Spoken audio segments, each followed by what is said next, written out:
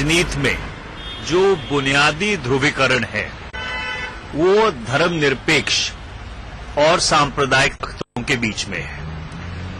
किस तरह के भारत की हम कल्पना करते हैं, ये मूलभूत बुनियादी फर्क है भारत की राजनीति में। और अब ये जो आवाजें हैं, ये राष्ट्रीय लोकतांत्रिक गठबंधन एनडीए के बीच में से भी आनी शुरू हो गई है। और ये बेहतर रहेगा कि एनडीए के जो बाकी घटक दल हैं वो भी इस बात को साफ करें कि क्या वो धर्मनिरपेक्षता में विश्वास रखते हैं कि वो सांप्रदायिक राजनीति का साथ देंगे। भाजपा नेता नवजोत सिंह सिद्धू अपनी ही पार्टी से नाराज हैं और वो राजनीति छोड़ सकते हैं। नवजोत सिंह की पत्नी ने ये बात कही है। नवजोत कौर सिद्धू ने कहा कि वो भ्रष्ट नेताओं से घिरे हैं, जिसकी वजह से वो पार्टी में घुटन महसूस कर रहे हैं। उन्होंने ये भी आरोप लगाया कि भ्रष्ट लोग एक ईमानदार व्यक्ति को बर्दाश्त कैसे कर सकते हैं। उन्होंने कहा कि वो राजनीति से नहीं भाग रहे हैं, बल्कि पार्टी के अंदर की व्यवस्था उन्हें घुटने पर मजबूर कर रही है। चलिए सीधा रुक कर रहे प्रतापपुर का, जहां पर वसुंधरा राजे अपना संबोधन दे रही। विधानसभा के अंदर महारानी साहब करौली, शिरोमणि कुमार जी, एसटी मोर्चा के प्रदेश अध्यक्ष अर्जुन जी मीणा, पूर्व मंत्री चुन्नीलाल जी गरासिया, पूर्व विधायक सुशील कटारा जी, पूर्व विधायक गौतम लाल जी मीणा, पूर्व सांसद धन सिंह जी रावत, जिलाध्यक्ष भगवतपुरी जी, पूर्व विधायक जीतराम जी खांट, कैलाश जी मीणा, ओम जी पालीवाल और मंडल अध्यक्ष जी लवाना जी, और उपस्थित इतनी सारी संख्या में यहाँ मेरी सबसे पहले माताएं बहनें और मेरे सब ये बुजुर्ग और भाई, ये हटा दोगे? ये क्या चीज है मालूम नहीं? तो यहाँ सरकार के आया हुआ है। आज इसीलिए मैं शुरू आपसे करना चाहती हूँ। आज नए वर्ष की शुरुआत है और नौ दुर्गा की भी शुरुआत है। हम लोग सबने अपने अपने दर्शन पूजा कर करा के आज अपना दिन शुरू किया है। मैं आप लोग सबको ये कहना चाहती हूँ कि हम सबकी इच्छा ये है कि आने वाले वर्ष के अंदर आप लोगों को ईश्वर को सब कुछ दे जो आपने अपने सपने में सोचा है, अपने परिवार के लिए सोचा है। हमारा राजस्थान फले फूले समृद्ध हो और उसके साथ साथ आप सबके परिवार फले फूले और समृद्ध हो। और इस चीज को पूरा करने के लिए कुछ थोड़ा सा अपनी ओर को भी अपने को देखना पड़ेगा। आज मैं जब टेलीविजन देखते आ रही थी और मैं देख रही थी कि गंगानगर के अंदर हमारे सरकार की मुखिया लोगों को लेके ऐसे बैठे थे। फोटोग्राफर प्लीज थोड़ा सा। और कहा गंगानगर से बोल रहे थे और गंगानगर से ये कह रहे थे कि जनता, मुझे समझ में नहीं आता आप लोगों को क्यों चिंता है। आप जरा स्कीम पढ़ना तो सीखो। लागू नहीं होगी स्कीम, आप पढ़ो। क्या होगा उस स्कीम के साथ कोई मतलब नहीं है। हम तो ये कहते हैं कि 4 स्कीम लगाओ, परंतु 4 स्कीम हम तक पहुंचाओ ना। हमें पढ़वाते क्यों हो?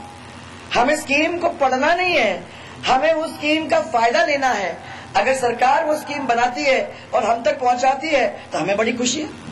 फिर ऊपर से बोले मेरा नाम लेके कि मेरी बहन जी, मैं उनको बहन जी कहलाता हूं, परंतु उनको पसंद नहीं है, उनको पसंद मैडम है। मैं कहती हूँ मेरे लिए तो बहन जी बहुत अच्छा है। यहाँ इतने सारे मेरे भाई लोग बैठे हुए हैं, जब मुझे बहन जी कह के पुकारते हैं तो एक अपनत्व, एक अपनापन महसूस होता है। परंतु मुझे ऐसे भाइयों की जरूरत नहीं है जो हमारी महिलाओं की, हमारी सबकी इज्जत को बरकरार नहीं कर सके, जिन महिलाओं को सुरक्षित नहीं रख सके, जिन महिलाओं को आज चिल्ला चिल्ला के बोलना पड़ता है कि जयपुर से लेके बिल्कुल अपने क्षेत्र तक हमारी स्थिति इतनी विकट हो चुकी है। ऐसे लोगों को तो चुल्लू भर पानी में डूब के मर जाना चाहिए। ऐसे भाई की मुझे जरूरत नहीं है। नहीं है कहा कि जब ऐसा भाई क्या लेंगे। हाँ, लूट के आपको 4.5 साल लूटा। कई जमीन के धंधों में लूटा, कभी माइन के झंडे में, खदानों के झंडे में लूटा। अपने परिवारों को नौकरियां दे दी, यूनिवर्सिटीज में बिल्डिंग बना लिए, जमीन खरीद ली और सब कुछ कर लिया, होटल बना लिए, पैसा बना लिया जोरदार। और आखिरी 6 महीने में लग रहा है उनको कि अब भारतीय जनता पार्टी जनता के लोग बीच में जा जाके जनता से कंधे से कंधा मिलाकर पूछ रही है कि ये जयपुर के अंदर जो बातें करते हैं वो आप तक पहुंची कि नहीं, और जनता कह रही नहीं पहुंची, तो अब कैसे लुभाया जाए। करोड़ों रुपया, वो भी आप ही का पैसा, आप ही से लूटा हुआ पैसा वापस फेंक रहे हैं। अभी गुलाब जी ने आपको कहा 6000 स्कूल, अरे 6000 स्कूल आप नए खोलोगे, अभी ये पुराने स्कूल जो है उनके टीचर नहीं है, ये 6000 स्कूल का क्या करेंगे हम। और 1.5-2 महीने 4-3 महीने के अंदर तो आचार संहिता लग जाएगी, और अगर टीचर को भर्ती करना है तो 1 साल लगता है जी, आरपीएससी के थ्रू परीक्षाओं के द्वारा 1 साल लगता है। तो ये क्या समझ रखा है हम लोग सबको, क्या उनने ये समझ रखा है कि हम इतने बुद्धू हैं कि हमारे कोई समझ नहीं है। मैं उनको ये सबको बताना चाहती हूँ, या कोई जेब का वोट नहीं बैठा हुआ है, या सब समझे बूझे हुए लोग बैठे हुए हैं। लगता है कि हम गरीब हैं, परंतु हम गरीब से गरीब होंगे, स्वाभिमानी लोग हैं, और हम किसी के हाथों में इस तरीके से पड़ने नहीं वाले हैं। 60 साल हमने अपनी जिंदगी आपके हाथ में गिरवी रख दी, और 60 साल के बाद हमारे किसान अपने पैर पर नहीं खड़े हो रहे हैं, हमारी माताओं बहनों की इज्जत लुट रही है, हमारे बच्चों को रोजगार नहीं मिल रहा है, और हमको कहते हैं हमको 1 दफा और वोट दे दो। हम कहते हैं कि हमने सब कुछ तुम्हारे लिए फ्री कर दिया है। अरे फ्री तो करना ही है, पैसा तो आप ही का है, आप ही के तो जेब से आ रहा है, तो फ्री तो है ही, इनके लिए तो फ्री है। फिर बोलते हैं जोर जोर से कि हमने तो रिफाइनरी लाके आपको लगा दी है। बड़ी खुशी की बात है, आप रिफाइनरी लाए हो।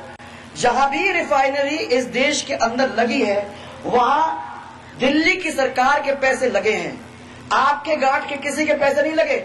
यहाँ 60,000 करोड़ आप सबके लगने वाले हैं उस रिफाइनरी के अंदर, सोच लीजिए आप लोग, ये आपके जेब के पैसे हैं। मैं ये पूछना चाहती हूं कि हम लोगों ने ऊपर से नीचे तक कड़ी से कड़ी बांधी। जयपुर की सरकार भी कांग्रेस की है, ऊपर की दिल्ली की सरकार भी कांग्रेस की है, तो क्या ये एक दूसरे से बात करके जिस तरीके से पंजाब के अंदर, जिस तरीके से दूसरे जगह के अंदर उन्होंने रिफाइनरियां खड़ी करी हैं जहां सरकार का पैसा लगा है, क्यों नहीं लगा रहे हैं पैसा, आपका पैसा क्यों लगा रहे हैं, और फिर एहसान आपके ऊपर लाद रहे हैं कि मैंने बड़ी स्कीम खोल दी आपके लिए, पैसा भी आपका, सब कुछ आपका, और फिर आपको कहते हैं कि ताली बजाओ ना, हमारी ताली बजाओ। वो कह रहे हैं मैं अखबार में पढ़ रही हूँ, आज देख रही हूँ, तो क्या कहते हैं मैं कितना अच्छा तुम्हारे लिए स्कीम कर दिया, ताली बजा दो। अरे आपको कहने की जरूरत है क्या ताली बजाओ, आपको अगर लगा कि अच्छी स्कीम है तो आप तो खुद ही चिल्लाओगे, सड़कों पे जाओगे, कहोगे कि बहुत अच्छी स्कीम है। माता बहने, मैं खाली एक लिस्ट बना के लाई हूं। यहाँ हमारे किसान भाई बैठे हैं, डीएपी खाद हमारे समय के अंदर 480 रुपए था, आज कितना हो गया, 1260 रुपया। यूरिया हमारे समय में 280, अब कितना हो गया, 280 तो हमारे टाइम में था, अब 500 रुपए प्रति बैग यूरिया ब्लैक में। गैस का सिलेंडर हमारे टाइम में जितना चाहिए था ले लो, और अब कितना रुपया, कितने मिलते हैं, ओहो 1000 रुपए, मतलब इसमें तो खाली अपने सिलेंडर उस समय अपने टाइम के 300 रुपए के थे, तो 3 आ जाते उस 1000 रुपए के अंदर। डीजल अपने समय में 20-22 रुपए, अब और अभी भी बढ़ेगा। आपको मैंने सांत्वना दे दूं मैं थोड़ा सा, अभी तो 20-22 रुपए का था, अब तो और भी बढ़ेगा।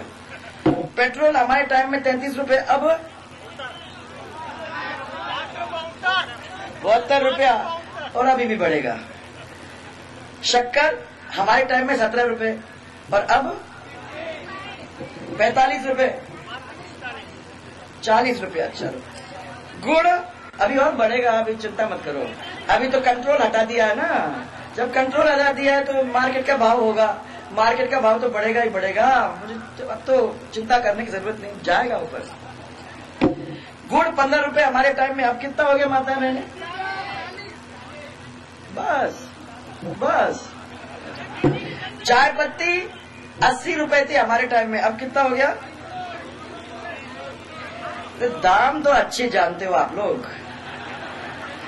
देसी घी 170 रुपए हमारे टाइम में, वो तो ठीक है, वो तो होना भी चाहिए। दाल हमारे टाइम में 17 रुपए किलो था।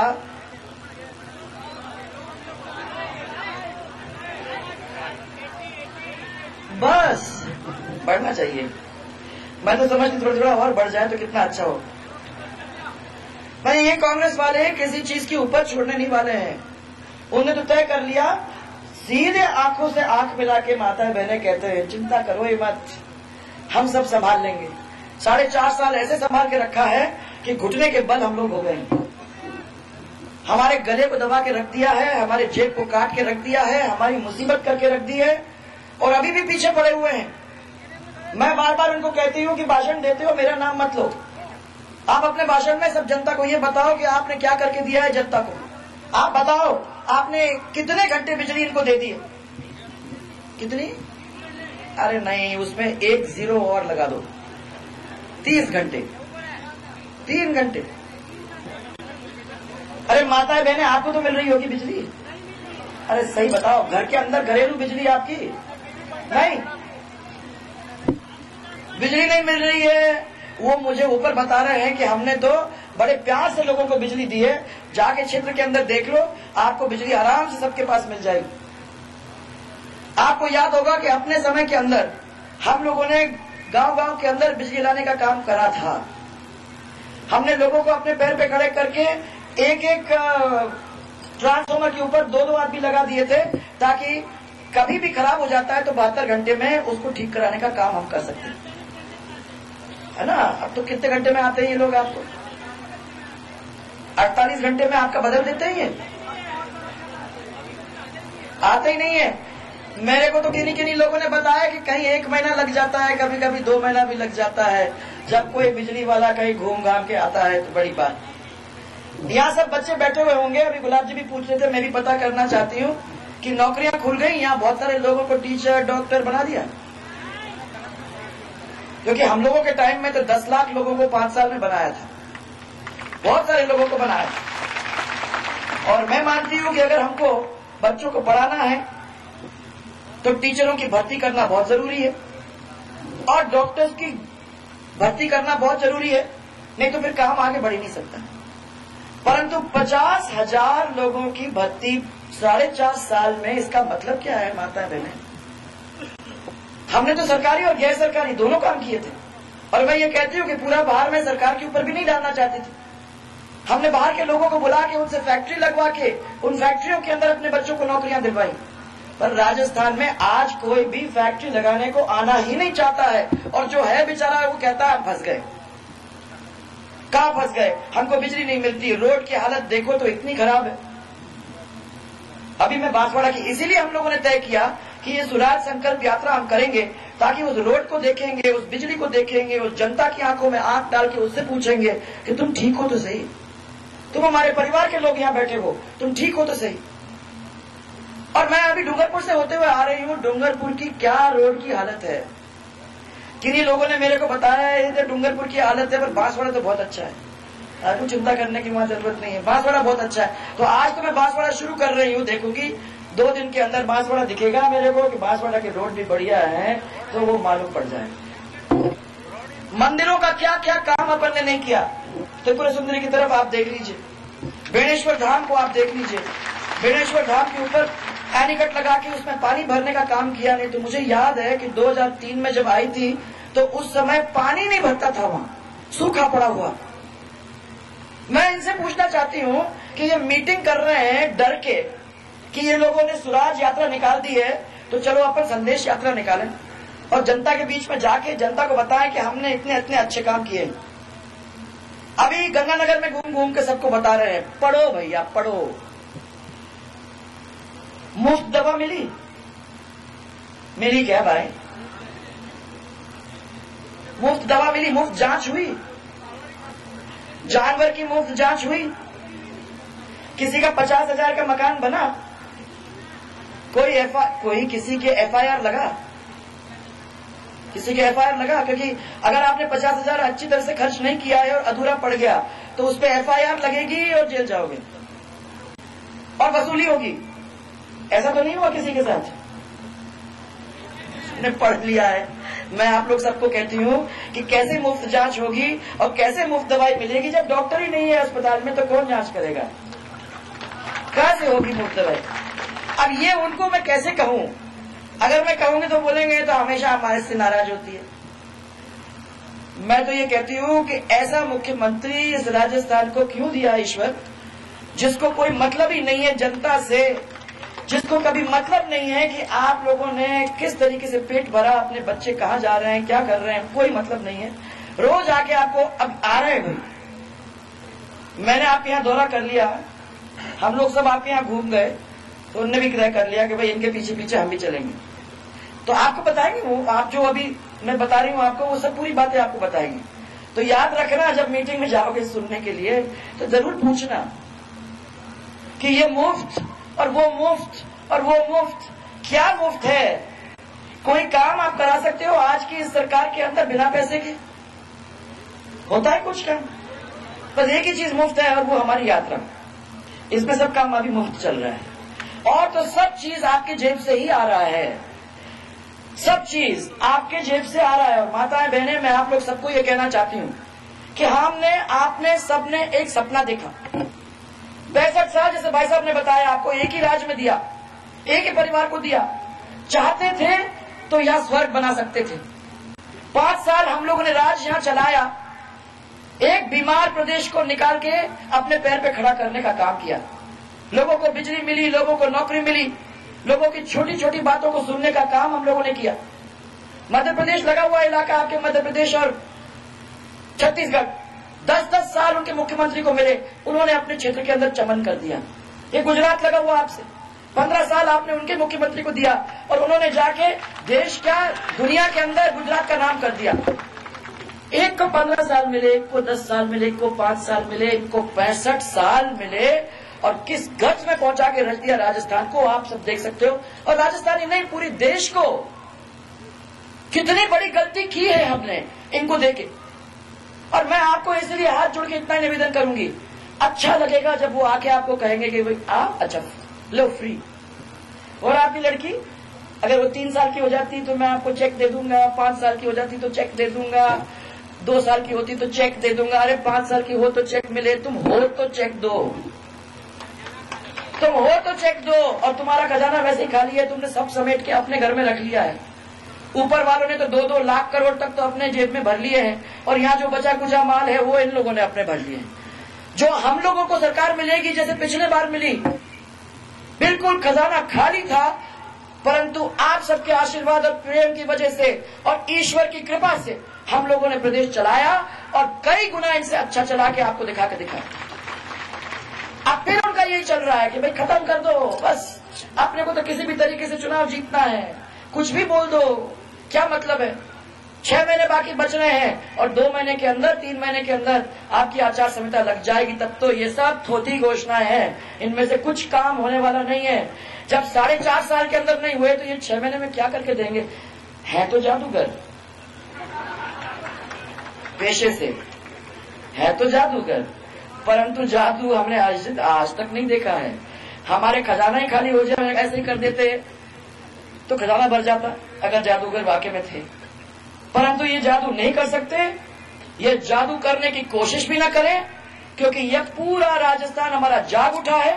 और हमने सबने, चाहे वो माता हो, चाहे बहन हो, चाहे भाई बुजुर्ग या युवा हो, सबने तय कर लिया है कि एक नया राजस्थान, एक विकसित राजस्थान, एक ऐसा राजस्थान जिसमें हम सब की जगह है, एक ऐसा राजस्थान जिसमें 36 के 36 कौम एक साथ चलेंगे, एक ऐसा राजस्थान जिसमें मजहब के बीच में झगड़े नहीं होंगे, परिवारों के बीच में झगड़े नहीं होंगे, और हम सब प्यार से एक साथ एक डोर में बन के आगे चलेंगे, ताकि राजस्थान के अंदर सब पूरे काम जो हमने देखे थे, जो हमने चाहे थे, वो पूरे हो जाएंगे। तो अगर आप लोगों ने ये सपना देखा है, जो सपना हम सब ने भी देखा है,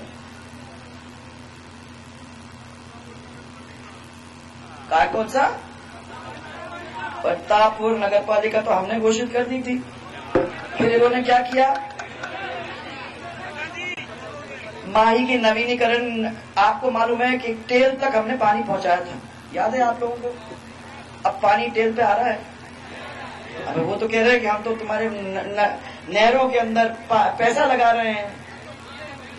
नहीं ना, झूठ से कान पक गए, झूठ से कान पक गए। और मैं तो कहती हूं कि अगर नहीं कर सकते हो तो मत बोलो कुछ, और अगर कर सकते हो तो कहो कि आओ मदद करें, हम लोग मिलकर अपना और काम करेंगे। परंतु हमने देखा है माही की नहरों की नवीनीकरण की बात हम लोगों ने तब की थी, करोड़ों रुपया दिया था, और टेल तक आपने कहा था पानी पहुंचाओ, तो टेल तक पानी पहुंचा के छोड़ा था। ये हमारे रेवाड़ी समाज के लोग बैठे हुए यहाँ, आप इनसे पूछिए, जगह जगह पे जहां वो समाज था, हमने तय किया कि आवासीय स्कूल हम बनाएंगे। तो हरियाली के अंदर, झालावाड़ के अंदर, डूंगरपुर के अंदर हम लोगों ने कहा था कि इन लोगों के आवासीय स्कूल बना दीजिए।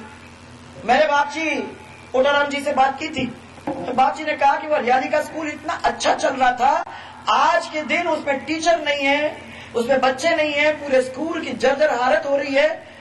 झालावाड़ का स्कूल चल नहीं रहा है क्योंकि वहां भी टीचर नहीं है। जो चीज अच्छी तरह से चल रही थी उसको भी बिगाड़ के रखने का काम इस कांग्रेस ने किया है। इसका साया जिसपे भी पड़ जाती है ना, वो वहीं खत्म हो जाता है। इसलिए मेरा आप लोगों से सबसे यही कहना है कि मेहरबानी करके इनकी बातों में न आओ। ये एक बहुत जोरदार लड़ाई अपने को लड़नी है, और ये हमारे अस्तित्व की लड़ाई है। हमारे पास समय नहीं है, आज हम फिर खो गए, कल भी खो गए, परसों भी खो गए, तो हमारा हाथ पकड़ के कोई नहीं मदद कर सकता। जो स्टेट्स आगे निकल गए, जो राज्य आगे निकल गए, वो तो निकल गए और आपकी आंखों के सामने है। हम सब कर सकते हैं, ऐसी बात नहीं है, ये जादू आपके हाथ में है। इसलिए आज आप लोगों से मैं इतना कहने आई हूं कि थोड़ा सा हिम्मत रखो, और हिम्मत के साथ अगले 6 महीने देखो। आपको डराएंगे, धमकाएंगे, पैसे फेंकेंगे, पैसे तो आप ही के ले लो, क्योंकि आप ही के फेंक रहे हैं, अपने जेब से तो कुछ नहीं जा रहा है। और अभी ये संदेश यात्रा निकाल रहे हैं, हम लोगों की तो यात्रा सरकारी नहीं है, इनकी तो पूरी सरकारी है। हेलीकॉप्टर भी सरकारी, गाड़ी भी सरकारी, अधिकारी भी सरकारी, सब सरकारी, पूरी तरह से सरकारी यात्रा चल रही है। और अभी अभी मैंने देखा, क्या कहा उन्होंने, अभी एक बार में आज निकला था, कितने सारे अपने सब अधिकारियों को सबको अपने अपने डिपार्टमेंट में 100-100 करोड़ खर्च करने की उनको बात कर दी कि आप लोग 100 करोड़ खर्च करिए, पर जनता को बांध के लाइए, कुछ भी करो। हमको तो 4-4.5 साल और खाना है, हमको मजा करना है। ये 6 महीने को ही तो इन लोगों को अपने बात में बस में लेने की जरूरत है। मैं उनको सबको कहना चाहती हूँ कि हम कितने भी गरीब हों,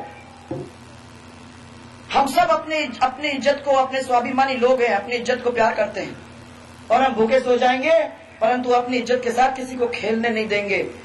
और ये सबको कह दो, कान खोल के सुन लो कि राजस्थान की जनता अब खड़ी हो गई है, और राजस्थान की जनता ने तय कर लिया है कि हमने एक सपना देखा है, उस सपना को हम पूरा करेंगे, और हम किसी के झूठ और फरेब के जाल में अब नहीं आने वाले हैं।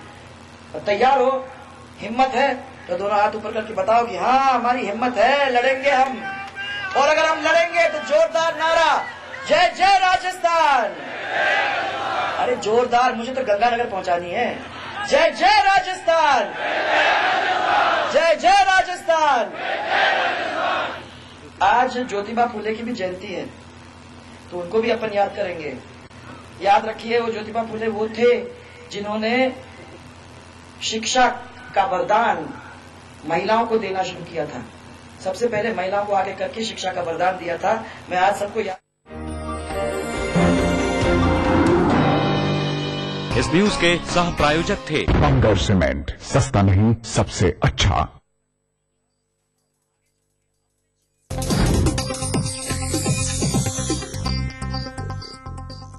इस कार्यक्रम के सह प्रायोजक हैं सीसा, जो कंट्रोल करे झड़ते बाल, कम बाल, रूसी, रुके और बेजान बाल। बंगर सीमेंट, सस्ता नहीं सबसे अच्छा।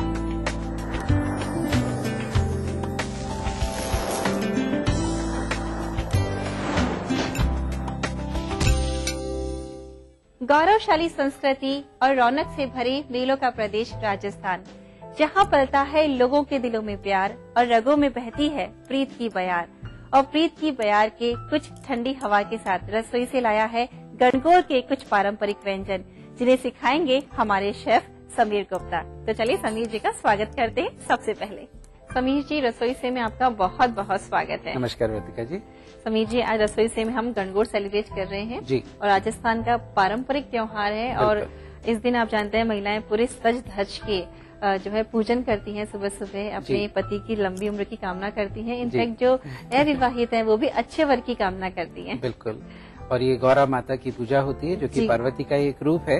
और उस दिन बहुत ही पारंपरिक चीजें बनती हैं। आज आप देखते हैं कि बहुत सारे तरह की मिठाइयां बाजार में उपलब्ध हैं, लेकिन फिर भी राजस्थान जो है वो अपनी परंपराओं से सराबोर है और वहाँ पर कभी भी इस तरह की चीजों को मिस नहीं किया जाता।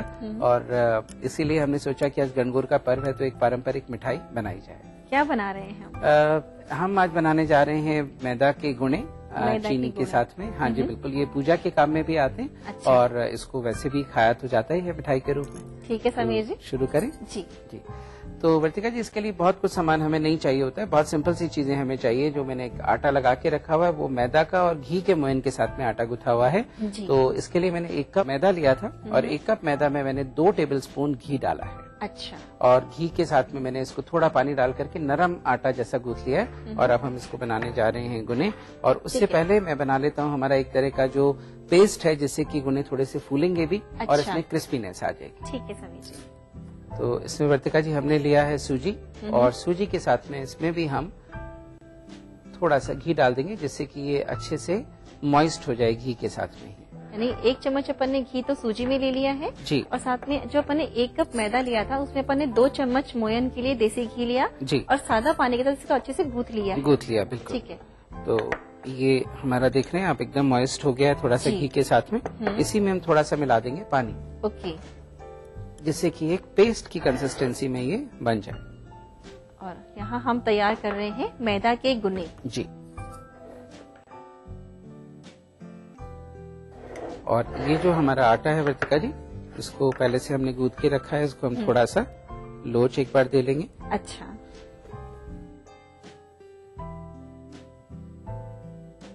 इसको हम 2 लोई में कन्वर्ट करेंगे जी। 2 बॉल्स बना लेंगे इसकी। और इसको हम इस तरीके से बेल लेंगे। मोयन चूंकि इसमें काफी होता है तो पॉलिथीन की जरूरत नहीं है, पर फिर भी अगर ये चिपकने लगे तो आप इसके अंदर थोड़ा सा सूखा आटा लगा सकते हैं। ठीक है। समीर जी, इसको तेल में फ्राई करना चाहिए या घी में? देखिए, वैसे तो श्रद्धा की बात है, आजकल बहुत सारे लोग घी अवॉइड करते हैं फैटनेस की वजह से, तो आप इसको तेल में कर सकते हैं। लेकिन जो मोयन है वो घी का दें, उससे एक अच्छी सी खुशबू जो है वो बनी रहती है उसके अंदर। ठीक है। इसको थोड़ा सा लंबाई में इवनली बेल लें, पतला होना चाहिए और थोड़ा सा लंबा होना चाहिए। ठीक है, मत थोड़ा पतला हो और इस तरह से लंबा बनना चाहिए। जैसे नान की जो शेप आती है बिल्कुल वो वाली शेप दे रहे हैं आप। हाँ जी। और कोई जरूरी नहीं है कि आप इसको शेप में ही बेलें, बस ये लंबाई का ध्यान रखें। अच्छा। और इवनली ये बेलना चाहिए। ठीक है। और आपको बता दूं वर्तिका जी, साथ साथ ही हालांकि हम ये मीठे गुने बना रहे हैं, लेकिन जो किचन है, जो रेसिपीज हैं वो एंडलेस होती हैं और बहुत सारे लोग इनके साथ नए नए प्रयोग करते हैं। तो आप भी अगर चाहें तो इनको नमकीन गुने भी बना सकते हैं, कि जरूरी नहीं है हमेशा इसको मीठे बनाएं। तो अभी हम आपको साथ ही साथ बता भी देंगे कि इनको नमकीन कैसे बनाना है। तो इस तरीके से हमने एक इवनली इसको पतला सा बेल लिया, एक और इसी तरीके से हम लोग बेल लेंगे। बस ये ध्यान रखें कि जो आटा है वो बहुत कड़क भी ना हो और बहुत नरम भी ना हो। It should be semi soft जो डो होता है उसकी हम बात कर रहे हैं यहाँ पे। ठीक है। पूरी से थोड़ा सा नरम आटा होना चाहिए। ठीक है। इसको इस तरह से आप बस ये ध्यान रखें कि थोड़ा सा चौड़ा होता जाए और लंबाई में ये बिलता जाए। और अच्छा मोयन होगा तो आप देखेंगे कि ये चिपकने की भी इसमें कुछ वो नहीं, गुंजाइश, चिपकेगा भी नहीं, ये अच्छे से बिल जाएगा। तो ये इस तरीके से हमारी 2 लंबाई में बनी हुई रोटियां जैसी चीजें तैयार हो गई। ये जो हमने पेस्ट बनाया था, इस पेस्ट को हम इसके अंदर अप्लाई कर देंगे। और हम बता देते हैं कि इसमें है 1 चम्मच सूजी, साथ में 1 चम्मच घी है और थोड़ा सा पानी लिया है और एक पेस्ट बना लिया गया है। और इसको पूरे पे एकदम इवनली स्प्रेड कर देना है समीर जी। जी बिल्कुल। और जो मैं आपको नमकीन गुने की बात बता रहा था, आप जो सूजी आपने ली है, सूजी की जगह आप थोड़ा सा मोटा बेसन ले लें और मोटे बेसन में सब तरह के मसाले जैसे नमक, मिर्ची, गरम मसाला, चाट मसाला, अधकुटा सौंफ, काली मिर्ची, ये सब चीजें इसमें डाल दें। अच्छा। और थोड़ी सी कसूरी मेथी या कोई भी हरी चीज जैसे सूखा पुदीना भी आप इसमें डाल सकते हैं। तो वो नमकीन गुने बन जाएंगे। वो नमकीन गुने बन और जो पेस्ट होगा वो बेसन का बन जाएगा जी। और ऐसे ही उसमें घी और थोड़ा पानी डाल के उसको अच्छे से पेस्ट बना लेंगे। बिल्कुल बिल्कुल जी। और एक रोटी पे हमने लगा दिया था पेस्ट। अब हमने दूसरी जो हमारी लंबी रोटी बेली हुई थी उसके ऊपर भी हमने ये वाला पेस्ट लगा दिया है। ओके, एक तो पेस्ट आया दोनों रोटी के बीच में और जी। एक आया ऊपर की तरफ। बिल्कुल। इसके बाद प्रतिका जी जब ये अच्छे तरीके से स्प्रेड हो जाए और इवनली स्प्रेड हो जाए जी, तो हम इसको